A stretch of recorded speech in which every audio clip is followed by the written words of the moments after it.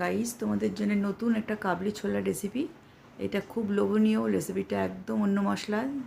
রেসিপিটা অবশ্যই দেখো। ছোট্ট গার্ডেন থেকে আমি, আমার ব্যালকনি গার্ডেন থেকে একটা লঙ্কা আমি নিয়ে নিলাম এবং কিছু বাটা মশলায় বেটে নিয়েছি। ধনে, জিরে, কাঁচা লঙ্কা, আদা আর মৌরি ভালো করে বেটে নিয়ে, মিহি করে বেটে নিয়ে এবার 2 চামচ তেলে গোটা গরম মশলা ফোড়ন দিয়ে মশলাগুলোকে সব দিয়ে, হলুদ, কাশ্মীরি মির্চ, সঙ্গে একটু তীখা মির্চ, আমি 2-3টে লঙ্কা বেটেও নিয়েছি, আর এখানে দেবো একটু চিনি আর অল্প টমেটো পিউরি দিয়ে ভালোভাবে কষবো।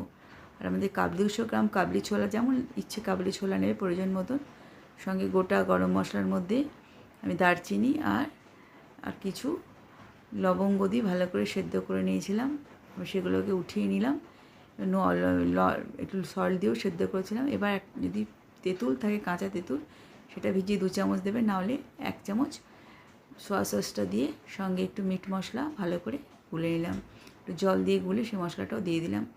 ভালো করে সব মশলা কষার পরে যখন তেল ছেড়ে দিয়েছে, তখন আমি এর মধ্যে 1 চামচ চানা মশলা দিয়েও আর অল্প একটু লবণ দিয়ে ভালো করে একটু কষে নিলাম। সব ছোলাগুলো দিয়ে 10 থেকে 15 মিনিট আঁচ কমিয়ে আঁচ বাড়িয়ে ভালো করে কষে নেওয়ার পর একটু জল দিয়ে আবার একটু করে তার মধ্যে 1 চামচ কর্নফ্লাওয়ার দিয়ে একটু ঢাকা দিয়ে রাখতে হবে। আমাদের ছোলা রেডি। খুব সুন্দর খেতে হয়েছিল। যে যেমন ঝাল খায় অবশ্যই সেভাবে ঝাল দেবে। রেসিপিটা ভালো লাগে লাইক, শেয়ার, সাবস্ক্রাইব করবে। অবশ্যই রান্না করে খাবে এবং নতুন হলে সাবস্ক্রাইব করবে। খুব খুব ভালো থাকবে।